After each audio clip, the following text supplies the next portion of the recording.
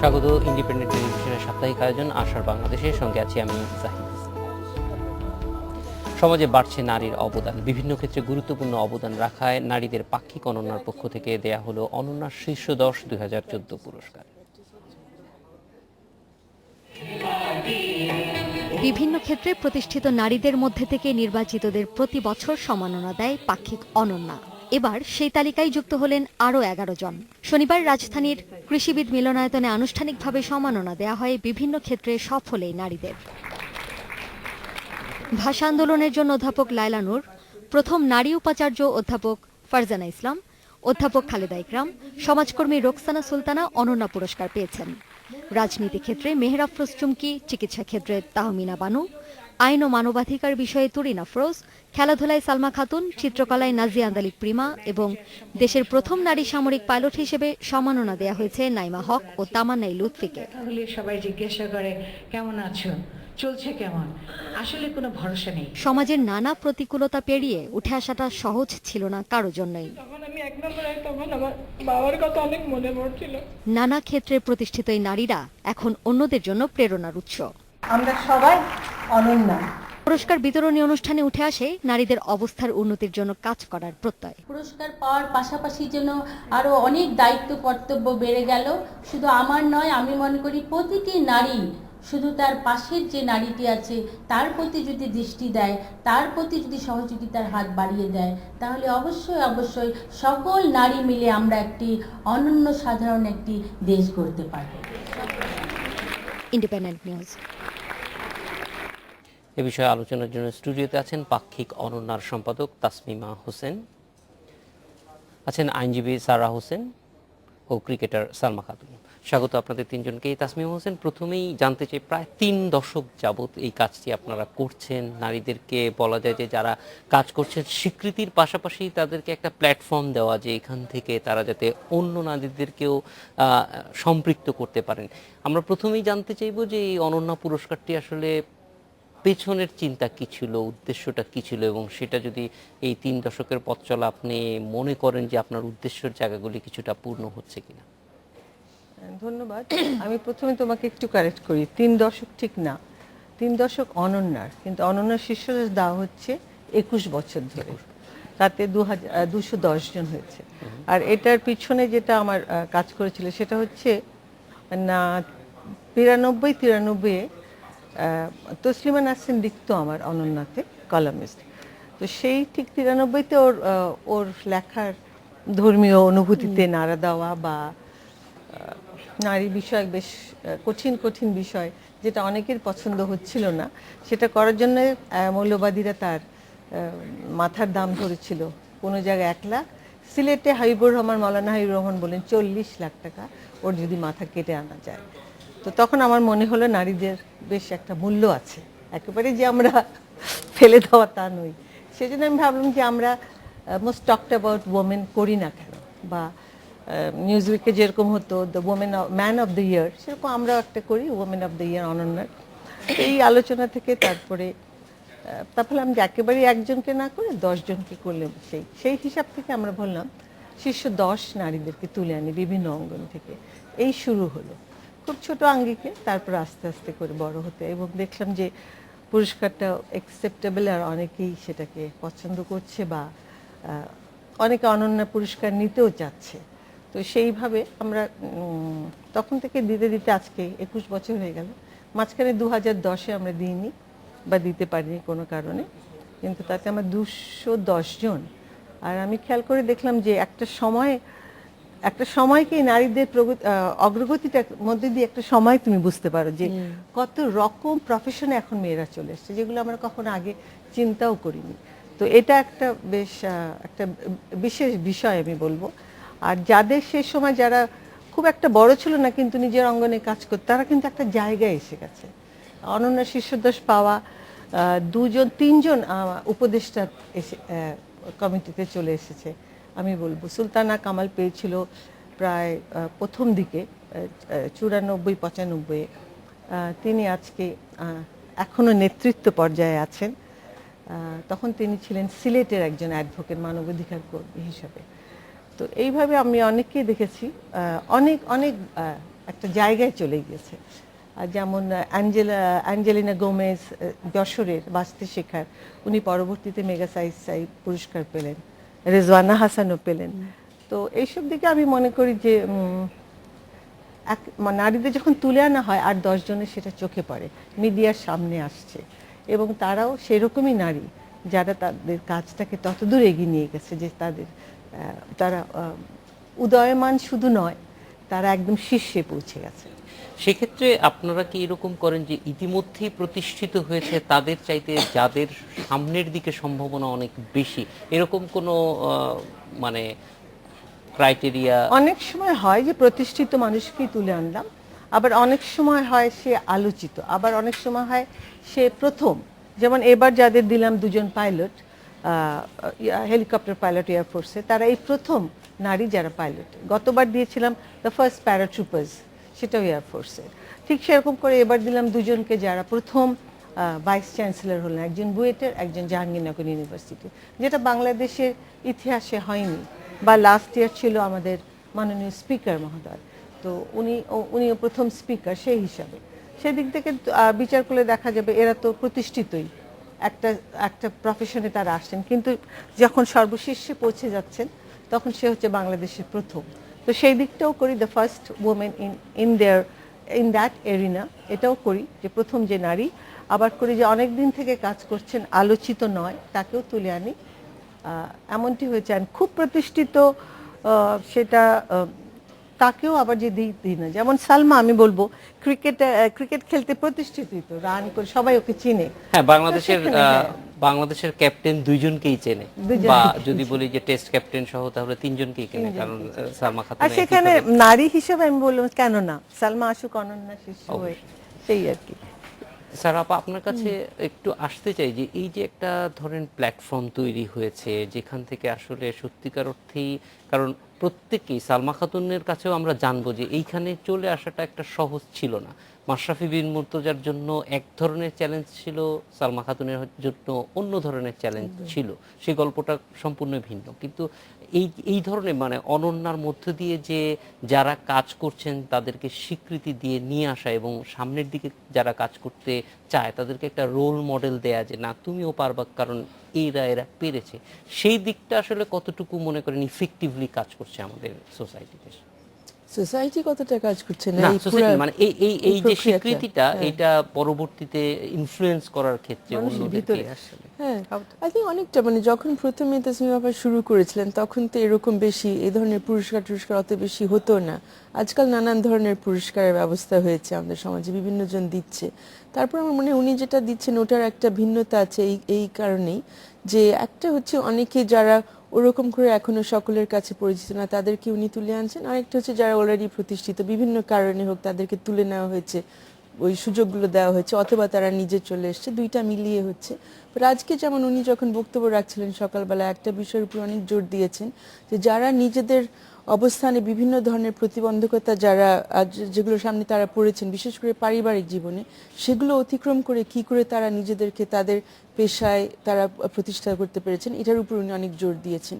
যেমন একজন আজকে পুরস্কার পেয়েছেন যিনি ব্রেকিং দ্য সাইলেন্স নামে একটা সংগঠনে এখন নেতৃত্ব দিচ্ছেন, যেখানে বিশেষ করে যৌন নিপীড়ন এবং শিশুদের উপর যে ধরনের যৌন নিপীড়ন বা নির্যাতন চলছে সেই বিষয়গুলো নিয়ে তারা আন্দোলনে জড়িত আছেন। এবং শুধু আন্দোলনরত না, তারা এই শিশুদেরকে এবং নারীদেরকে কি করে তাদেরকে সহায়তা দেওয়া যায়, তাদের পাশে কিভাবে দাঁড়ানো যায়, এই ধরনের কাজগুলো করছেন। এখন এই কাজটা ওনারা চুপচাপ চালিয়ে যাচ্ছেন, ওনাদেরকে নিয়ে আপনাদের মিডিয়াতেও তেমন কিন্তু অত বেশি কথাবার্তা হয় না, কিন্তু ওনারা খুঁজে বের করে তাদেরকে নিয়ে এসছেন। এবং সেখানে আরেকটি কথা তাসমিমা আপা সকালে বারবার বলছিলেন, যে আমাদের সমাজে আমরা জানি যে সাংঘাতিক একটা ফোকাস দেওয়া হয় বিয়ের উপর, একটা নারী বিবাহিত না হওয়া পর্যন্ত ধরে নেওয়া হয় সে পূর্ণ নারী হয় না। এটা আমার কাছে সারা জীবন একটা অত্যন্ত বিরক্তিকর ব্যাপার হয়ে দাঁড়িয়েছে।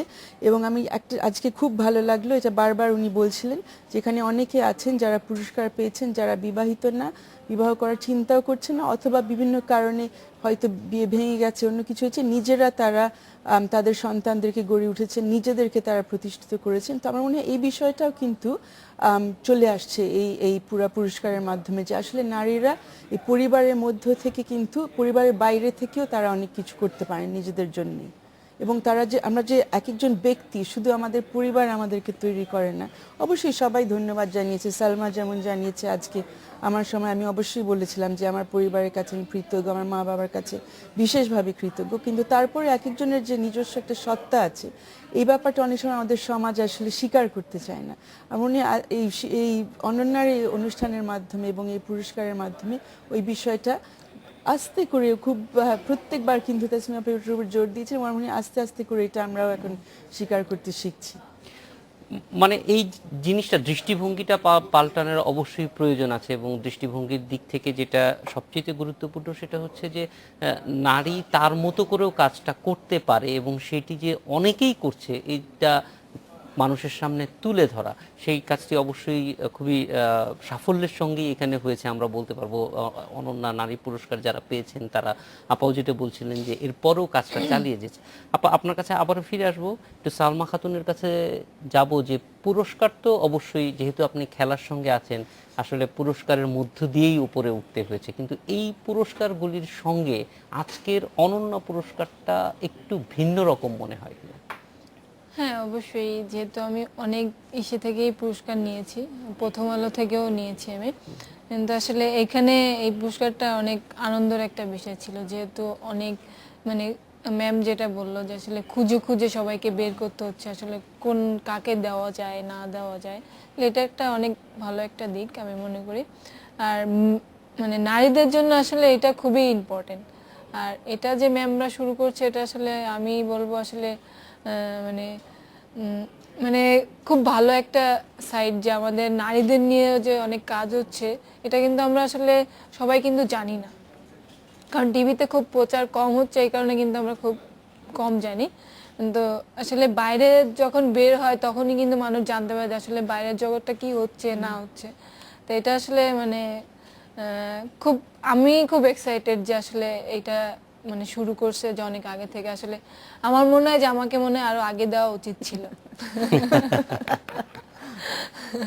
খুব ভালো। আচ্ছা, এই যে মনে হচ্ছে যে এই পুরস্কারটা একটু ভিন্ন, এবং এটা নিশ্চয়ই আপনাকে অনুপ্রাণিত করবে।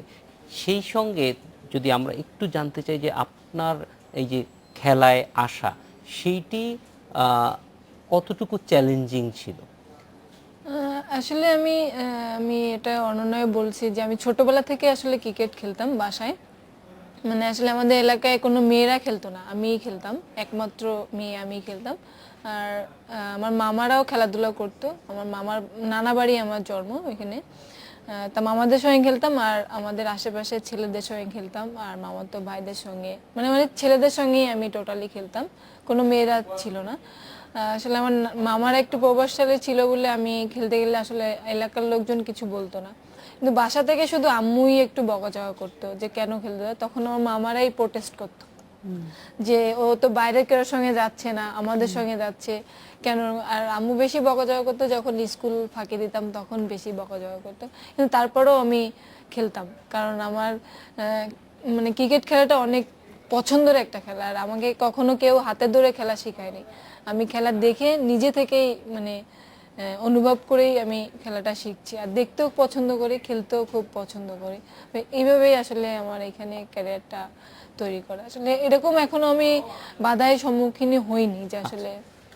এটা তো খুবই ভালো খবর যে আপনি কোনো বাধার সম্মুখীন হননি। এখন পর্যন্ত আসলে সাধারণত অনেক ক্ষেত্রেই দেখা যায় যে খেলাধুলার ক্ষেত্রে একটা বড় বাধা থাকে, তবে আমরা জানলাম যে মামাবাড়ির আবদার যে কথাটা বলা হয় সেটা সালমার জন্য আসার পর খুবই থেকে আর কোনো উপযুক্ত। বাধা এখনো ফেস করিনি। সালমা, আমরা একটা বিরতিতে যাব, ফিরে এসে আবার আলোচনা আসবে। আশা বাংলাদেশে নিচ্ছে একটা বিরতি।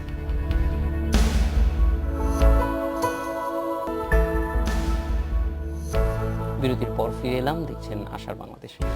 তাসমিমা হোসেন, এই যে প্রক্রিয়াটি চলছে, এটি শুধুমাত্র মানে পুরস্কার দেয়া, এবং এর বাইরে কোনো কিছু আছে কিনা, যে পুরস্কার দেওয়ার পরেও এটা ফলো আপ করা হয়, এই যে একটা কমিউনিটি ডেভেলপ করছে তাদের মধ্যে যাতে এক ধরনের কমিউনিকেশন হয়?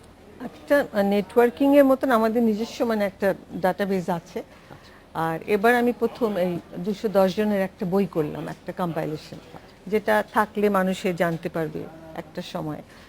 আর তাছাড়া একজন যেমন বলছিল আমরা একটা সবার একটা অ্যালুমিনায়ের মতন করি, তো আসলে আমি মনে করি I have done whatever I could. আর আর অনন্যার শিষ্যদশ আর দিতে হবে এখন কিনা, অ্যালামরা করবে এটা। যারা আরেকজন কেউ করুক। আমি এখন একটু অনন্যা ফাউন্ডেশন অ্যান্ড আরেকটু অন্য কিছুতে যেতে চাচ্ছি। ম্যাগাজিনটাও আস্তে করে অন্যদের আউটসোর্স বা কিছু করা যায়, কেন এমনিও তো অনলাইনে চলে যাবে। তো আমি আমার কাজটাকে কাটশট করব। আর আমি যেটা বলছিলাম একটু আগে, যে যখন প্রথম শুরু করি তখন তো টেলিভিশনে এত ছিল না, এত খবরও জানতো না যে শিষ্যদশ বা কি। এখন তো প্রচারের অনেক মাধ্যম আছে, অনেক অর্গানাইজেশন আছে।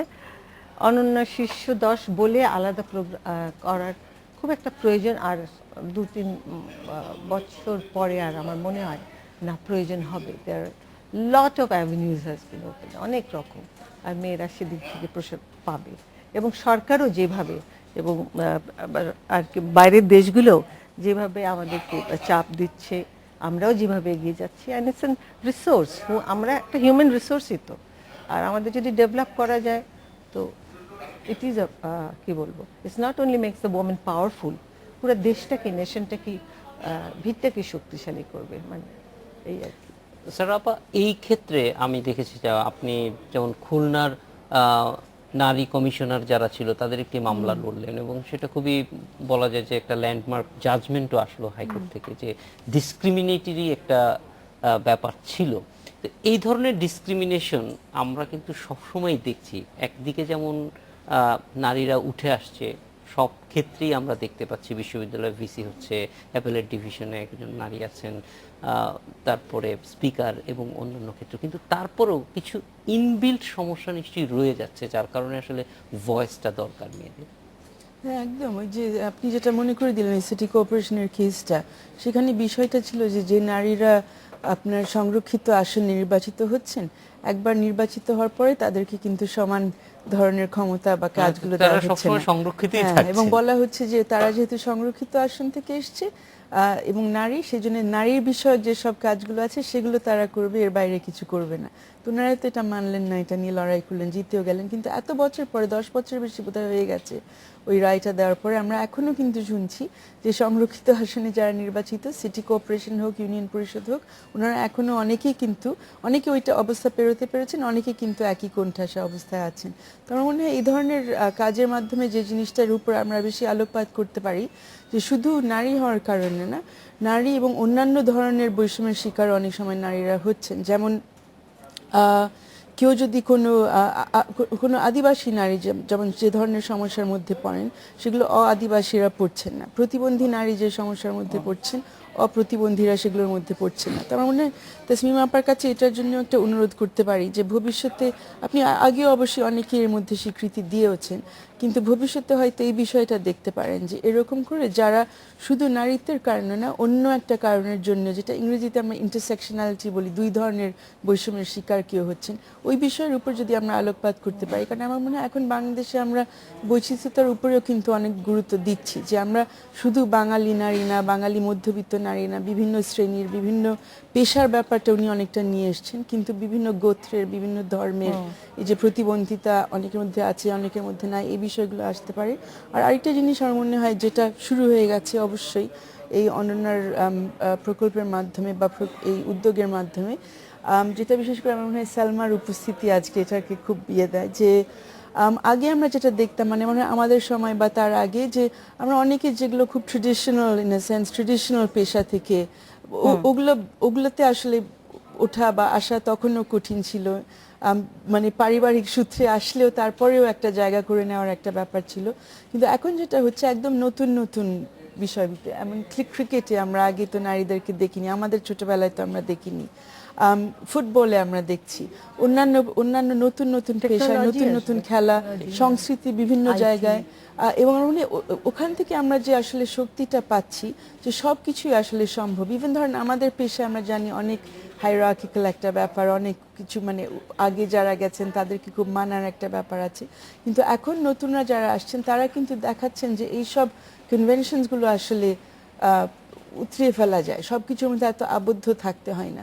আজকে যেমন তাসমিমা আপা ওনার শাড়ি পরা, আমি তাও তো কামিজ পরে আসতে পেরেছি, thanks to Salma, say T shirt pant পরে আসছে, শি ইজ কমপ্লিটলি কমফোর্টেবল, এবং এটা সম্ভব। এটা কিন্তু আমাদের শুধু ছোটবেলায় না, আমি যখন প্রথম ইউনিভার্সিটি থেকে ফিরে পেশায় আসি, আমরা ভাবতেই পারতাম না যে ইভেন ফতোয়া প্যান্ট নিয়ে ঘুরে বেড়াবো। So আসলে পরিবর্তন তো হয়ে যাচ্ছে, এবং এই পুরা প্রক্রিয়াটা, ওনার অনুষ্ঠানটাও কিন্তু এটার একটা প্রতিফলন, যে আমরা দেখছি কি ধরনের নতুন নতুন অনেকে আসছে, নতুন নতুন নতুন কাজের মধ্যে তারা জড়িত হচ্ছে।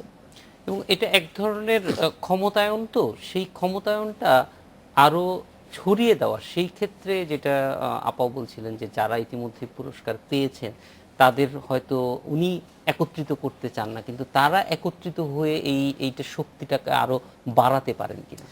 হ্যাঁ অবশ্যই, আপনারা যারা আমি তো ইতিমধ্যে সালমার কাছে সকালেই অনুরোধ রেখেছিলাম প্রোগ্রাম থেকে বের হয়ে, যে ওনাকে একটা আমন্ত্রণ জানিয়েছি যে যারা আমরা আমাদের চেয়ে এক প্রজন্মের কম যারা, এবং নতুন যারা বেরিয়ে আসছে এখন স্কুল কলেজ থেকে, তাদের কাছে ওনাকে একটু নিয়ে যেতে চাচ্ছি, যে আমার মনে হয় ওনার থেকে অনেক বেশি অনুপ্রেরণা পাবে।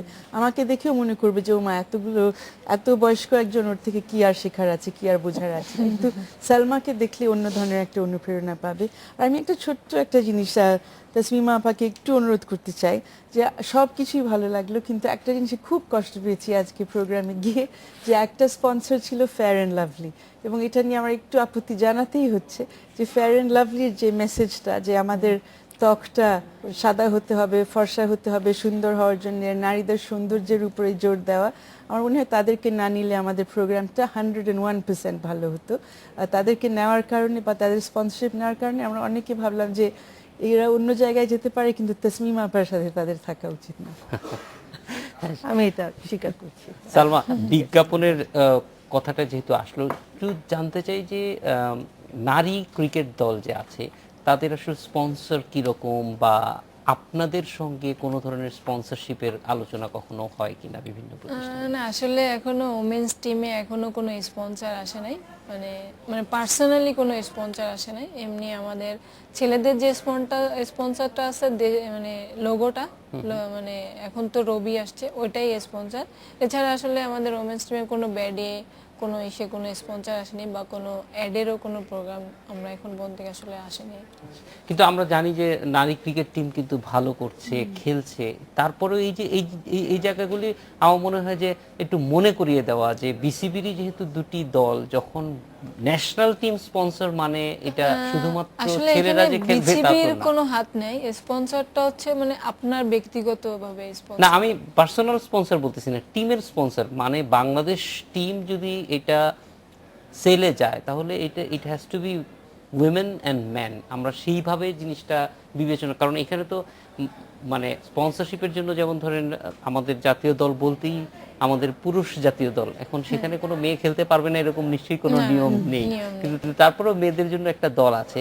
কিন্তু আমরা যদি এটা একটার মধ্যে আনতে পারতাম, যে ন্যাশনাল টিম বিট করতে হলে ছেলেদেরটা এবং মেয়েদেরটা দুইটাই, মানে আমি বিডিং এর কথা বলতেছি, যখন এটা কেনা হয় আমরা দেখেছি যে ছেলেদের জন্য কিন্তু অনেক বিডিং হয়েছে, প্রথমে একটা কোম্পানি কিনেছে, তাদের কাছ থেকে আর একটা কোম্পানি কিনেছে, তার মানে ওই চাহিদাটা আছে সেইখানে। এটা ট্যাগ করতে পারলে আমি বলতেছি যে তাহলে হয়তো এই সমস্যাটা প্রথম দিকে উত্তরণ করা সম্ভব। আলাদা করে কিনতে হবে, কারণ মেয়েদের টিমও আলাদা করে কিনতে হবে ছেলেদের টিম, কারণ এটা তো আপনার মানে ছেলেদের টিমের সঙ্গে একসঙ্গেই মেয়েদের টিমটাও কিনতেছে, মানে ওইখানে যে টাকাটা দিচ্ছে ওর থেকে কিছু টাকা মেয়েদের জন্য রাখতেছে, মানে একসঙ্গেই কেনা হচ্ছে। কিন্তু যদি দুইটা টিম হয় তাহলে আপনার আলাদা আলাদা করে কিনতে হবে, কিন্তু আলাদা আলাদা কোনো কোম্পানি তো দিবে না, আর বিসিবিও দিবে না যে দুইটা টিম তিনটা টিম। বা আমরা কিন্তু এখন মনে করেন ওমেন্স টিম বা 19 বা ন্যাশনাল টিম সবাই কিন্তু একই স্পন্সরে খেলতেছে, একটা কোম্পানি কিনে নিচ্ছে। কিন্তু এখন যখনই কিনতেছে তখনই কিন্তু পুরো টিমটাই একটা কোম্পানি কিনতেছে। এতদিন যে সারা ছিল ওটা কিন্তু আমরা ন্যাশনাল টিম বলেন, আমরা মেয়েরা টিম বলেন, 19 বলেন, 17 বলেন, 16 বলেন, সবাই কিন্তু একটাই সারা পড়ে গেছে। তো এরকম ভাবে মানে একটা কোম্পানি আপনাকে কিনতেছে, এই জন্য মানে অন্য কোম্পানি কিনতে চাইলে ভাগ ভাগ করলে আসলে বিসিবির অনেক প্রবলেম হয়ে যাবে। কিন্তু আমরা ওই জন্যই জানতে চাচ্ছিলাম যে তাতে আপনাদের কোনো সুবিধা হতো কিনা, কারণ আলাদাভাবে আসলে সুবিধা এটা মনে হয় না ওরকম সুবিধা হবে, এই যেটা একটা স্পন্সর এটাই বেশি সুবিধা। কারণ সবাই মনে করেন আমরা যদি এখন ভাইরা রবি পরে আমরা যদি অন্য আরেকটা পড়ি তাহলে কেমন দেখাচ্ছে, এই জন্য একটা স্পন্সরই বেটার। আচ্ছা, এটা হলো যে ছেলেদের টিমে মেয়েরাও খেললো, সেটা ভালো খেলতে পারে, সম্ভব হবে। আমরা একটা বিরতি নিয়ে ফিরে আসছি। আশার বাংলাদেশের নিচে আরেকটি বিরতি।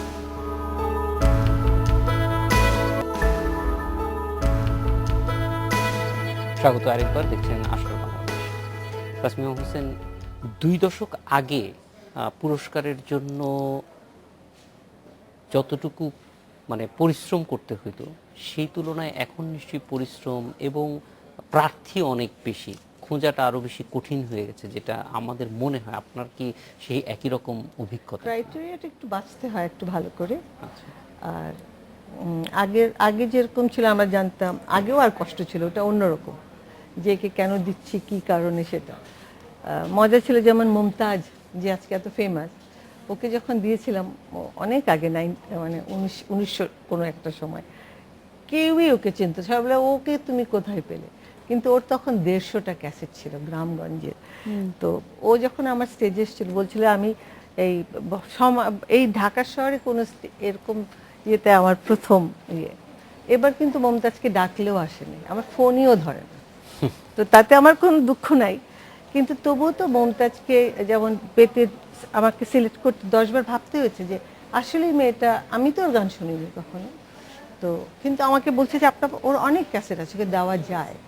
আর ওর গান শুনে আমার তেমন কোনো ভালো লাগে নাই, কিন্তু ওই যে এতগুলো ক্যাসেট একদম শুনছে, সেটাই ক্রাইটেরিয়া ছিল। তো মানে একদল লোক তো ওকে অ্যাকসেপ্ট করছে। এবং ওই সময়ও কিন্তু মানে লাইভ পারফরমেন্সে মমতাজ খুবই ভালো, মানুষের সঙ্গে কমিউনিকেট করা, মানে গানের ওরকম মাঝখানে তখন গানের কিন্তু কথাটা যেমন এখন আমার গ্রামে কোনো অনুষ্ঠান হলে ওরা মমতাজকে নিতে চায়, আর তার প্রাইস কত, মানে লক্ষ লক্ষ, অনেক লক্ষ, একটা ফিগার আর কি। কিন্তু তখন তো তা ছিল না, ওর বাবার সাথে গান গেয়ে বেড়াতো। তো ওই একটা সময়, আর কতটা সময় বদলে গেছে, তো সেই জিনিসটা দেখতে হতো। আর এখন খবরের কাগজে আমি পাই, অনেকের কাছে শুনি, হচ্ছে শুনে ফোন করি, তখন বলে ওরা আমাকে চিনে না, অনন্যা কি কেন খোঁজ করছেন, আমি রিপোর্টার পাঠাই, ইন্টারভিউ করি, তারপর দেখি যে কী ব্যাপার, একটু এক্সেপশন নাকি। একটা মেয়ে খুব ইন্টারেস্টিং, যে আমেরিকাতে পড়াশোনা করছে, বাঙালি মেয়ে, এখানে জন্ম হয়ে ছোটোবেলায় চলে গেছে, ওখান থেকে যেরকম টিচ ইউএসএ বোধ হয়, teach America, teach for Bangladesh করেছে। তো আমাকে যখন একজন বলল, আমি ওর কথা শুনলাম আর জানলাম, আমার মনে হচ্ছে একটা এক্সেপশনাল, যারা ফুল ব্রাইট না, ভালো ব্রাইট স্টুডেন্টদেরকে এনে এখানে আমাদের আন্ডার প্রিভিলেজ বাচ্চাদেরকে পড়াচ্ছে। তো এটা একটা, আমি বলবো যে চমৎকার আইডিয়া। আর মানে একদম যারা না 1-1.5 বছরের জন্য ওখান বাইরে থেকে এসে ওদেরকে পড়াচ্ছে। তো ও গতবার ওকে দিলাম, ও নিজেই অবাক হয়ে গেছে, মানে ও ভেবেছে আমার এই কাজের জন্য আবার কেন। কিন্তু আমি বললাম যে একটা টোটালি নিউ কনসেপ্ট আমাদের জন্য। তোমার কাছে হয়তো তুমি আমেরিকাতে থেকেছো, যারা বাইরে যায়, কিন্তু তুমি যে কাজটা করছো দেশে ফিরে এসে, এটা একটা বিরাট জিনিস, একটা ইয়াং মেয়ে হয়ে। সেরকম সে যদি বলে, একটা মেয়ে ছিল যে লন্ডন থেকে ফিরে এসে ওর গ্রামে গিয়ে সন্দীপে ও অনলাইন ব্যবসা শুরু করলো ওখানকার মেয়েদের। তো এই জিনিসগুলো খুব কমন হতে পারে বাইরে, কিন্তু আমাদের দেশে একদম নতুন। তো এগুলো শুনতে হয়। এখন সুবিধা আছে, আমার মেয়েরা বড় হয়েছে, বন্ধু বান্ধব ছড়িয়ে আছে, ফেসবুক হয়েছে, ইন্টারনেট হয়েছে, খবর খুব তাড়াতাড়ি আসছে, ছবি তুলে পাঠিয়ে দিচ্ছে। আগে কিন্তু এতটা ছিল না, বেশ কষ্ট। স্যার, এই সময়টা আপনিও তো দেখছেন যে নারীরা যে এগিয়ে আসছে, সেই জিনিসটার স্বীকৃতি অনন্যা ছাড়া সাধারণভাবে দেশে স্বীকৃতিটা কেমন আছে, সেটি যথেষ্ট সন্তোষজনক মনে করেন কি? স্বীকৃতি মানে কি, যে অনেক ধরনের, আমরা তো নানান ধরনের, আমি পুরস্কার বলছি না, মানে এটা হলো অ্যাকসেপ্টেন্সের অর্থে স্বীকৃতি। হ্যাঁ অবশ্যই, আমরা যদি দেখি যে ইদানিং যেসব আন্দোলনের মধ্যে থাকতে হচ্ছে বাংলাদেশে, যেখানে আমরা আসলে আমরা কি ধরনের বাংলাদেশ চাই, এগুলো নিয়ে যে প্রশ্নগুলো উত্থাপন হচ্ছে বিভিন্ন জায়গায়, সেখানে অনেক ক্ষেত্রে নারীদেরই দাঁড়াতে হচ্ছে। শুধু যেখানে তাদেরকে বসে দেওয়া হয়েছে, যেমন সংসদে, সেখানে না, রাস্তার মধ্যেও থাকতে হচ্ছে। গত কয়েকদিন ধরে আমরা দেখলাম ভ্যাটের ব্যাপারে যে প্রতিবাদ চলছে, সেখানে আপনি নিশ্চয়ই খেয়াল করেছেন, গত 3 দিন ধরে একটা বিশেষ স্লোগান নিয়ে বারবার লেখা হচ্ছে, যে আপনি নিশ্চয়ই জানেন কোনটার কথা বলছি, যে মন দিব, দেহ দিব, ভ্যাট দিব না। এবং একজন নারী এটা টেনে সে দাঁড়িয়েছে এবং প্রতিবাদ জানিয়েছে, এবং ওর অনেক আজে বাজে কথা শুনতে হয়েছে এটা করার জন্য। সে পাল্টা জাস্টিফিকেশনও সবার কাছে পরিষ্কার করে দিয়েছে। অন্যান্য ক্ষেত্রে আমরা যদি দেখি যে মৌলবাদীদের যে হুমকির সম্মুখীন আমাদের পড়তে হচ্ছে বারবার, এই বছরে আমার মনে হয় বন্যার কথা আমি না বলে পারছি না। অভিজিৎ রয়ের স্ত্রী বন্যা রফিদা আহমেদ বন্যা, আর সেই পুরা বছর জুড়ে যেরকম এক সাহসিকতার প্রমাণ দেখিয়েছে, সে সবাইকে, আজকেও বোধহয় অভিজিতের জন্মদিন, আর তার জন্মদিন উপলক্ষে সে কিন্তু আবার একটা ডাক দিয়েছে যে তাকে শুধু স্মরণ করা না, যে বিষয়ের জন্য সে লড়াই করেছিল সেগুলোর জন্য সবাই আবার যাতে প্রতিশ্রুতি দেয়। লাকি আখতারের কথা তো সবাই জানে, শাহবাগে সে যেরকম ডাক দিয়েছিল, তো এরকম কিন্তু আমরা নানান জায়গায় কিন্তু দেখছি যে নারীরা হয়তো ওরকম স্বীকৃতি ওইভাবে পাচ্ছে না, পুরস্কারটা পাচ্ছে না, বরঞ্চ অনেক বেশি সমস্যার মধ্যে পড়ছে, জীবনের হুমকি নিয়ে তারা কাজ করে যাচ্ছে। কিন্তু যে ধরনের আমার মনে হয় তারা একটা ঝুঁকি নিচ্ছে যে আমরা যে ধরনের বাংলাদেশ চাচ্ছি সেটার জন্য তারা কিন্তু এগিয়ে যাচ্ছে এবং চেষ্টা করছে যে আমরা ওটা যাতে আদায় করতে পারি, কম্প্রোমাইজের মধ্যে থাকছে না, নিজেরা কি কি সুবিধা নিতে পারে সেগুলো অনেক নারী ওগুলোও করছেন। বাট এরকম কয়েকজন নারীও আছেন যারা এই কম্প্রোমাইজের মধ্যে নাই, তারা বলছেন যে আমরা এইসব ঝুঁকি কিন্তু আমরা যে কোনোভাবে হলে আমরা মোকাবেলা করব, কিন্তু আমরা যে লক্ষ্যে পৌঁছতে চাই সেখানে যেতে হবে। মানে আমাদের জন্য দেশটা কেমন হতে হবে সেই বিষয়টা এখন নিজেরাই তারা বলছে, অর্থাৎ নারীরা তার দৃষ্টিতে কোন কোন জিনিসগুলি কিরকম হ্যাঁ, এবং হওয়া এখানে প্রয়োজন। একটা কঠিন জিনিসও আমার মনে হয় আমাদের একটু স্বীকার করতে হবে যে একদিকে অবশ্যই অনন্যার এই প্রোগ্রামে একটা মেসেজ হচ্ছে যে নারীদের একত্রে দাঁড়াতে হবে এবং নারীদের অধিকারের বিষয়টা আমাদের সবাই মিলে দেখতে হবে। কিন্তু এটাও আনফর্চুনেটলি সত্য যে একজন নারী কিন্তু আরেকজন নারীর বিষয়টা তেমন করে দেখছি না। আমরা এই বিষয়গুলোও দেখছি যে নারীদের উপর আক্রমণ করছে। একজন নারী যে আরেকজন নারী তার আগে এসছেন, সে তার জন্য একটা জায়গা তৈরি করে গেছে, সেটা কিন্তু অনেকেই মানছে না। তারা নিজেদেরকে দাঁড় করিয়ে দিতে চাচ্ছেন, অন্যদেরকে যে কোনোভাবে হোক ল্যাং মেরে ফেলে দিতে চাচ্ছেন। এটা আমরা প্রত্যেক পেশায়ও আনফর্চুনেটলি দেখছি, রাজনীতিতে তো দেখছি। এই জিনিসগুলি অবশ্যই অ্যাড্রেস করার প্রয়োজন আছে। সামনে একটা বিরতি নিয়ে তারপরে সালমা আপনার কাছে ফিরব। আশার বাংলাদেশে নিচে আরেকটি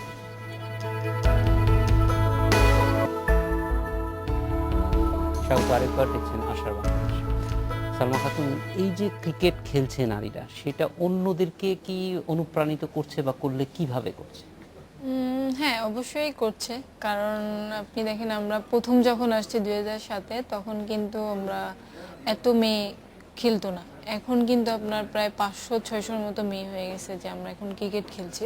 প্রত্যেকটা 64টা জেলার মধ্যেই মনে করেন যে আপনার প্রায় 50টা-48টার মতো এই জেলায় আপনার মেয়েরা এখন খেলাধুলা করছে। আর অনেক জায়গা থেকে আমার কাছে ফোন আসে যে আমার মেয়েকে খেলতে দিব, মানে আপনার কাছে দিতে চাই। মানে আসলে দেখা যাচ্ছে আমি খুলনায় থাকি, আপনার ঢাকা থেকে বা রাজশাহী থেকে ফোন দিচ্ছে আমার মেয়েকে আপনার কাছে শেখানোর জন্য দিব। তা আসলে আমি তো নিজে শিখাইতে পারছি না, কারণ আমারও তো প্র্যাকটিস করতে হচ্ছে। তখন আসলে আমি পরামর্শটা দিই যে আসলে আপনার বিভাগে বা আপনার জেলায় যেখানে ছেলেদের মানে প্র্যাকটিস করানো হয়, ওইখানে যদি আপনি নিয়ে যান মেয়েদের, তাহলে ওইখানে এসে করাতে বাধ্য। কারণ এখন প্রত্যেকটা জেলায় আমার ক্রিকেট বোর্ড সব জেলায় আপনার যেরকম ছেলেদের প্র্যাকটিসের জন্য কোচ দিয়ে দিয়েছে, এখন মেয়েদের জন্য সেটাও কিন্তু বরাদ্দ করে দিয়েছে। আমরা মনে করি যে এই অগ্রযাত্রাটা এগিয়ে যাবে। তাসমিমা হোসেন, সারা হোসেন এবং সালমা খাতুন, আপনাদের তিনজনকে অনেক ধন্যবাদ আমাদের সঙ্গে যোগ দেওয়ার জন্য। এই ছিল আজকের আশার বাংলাদেশে আমন্ত্রণ আমাদের পত্র।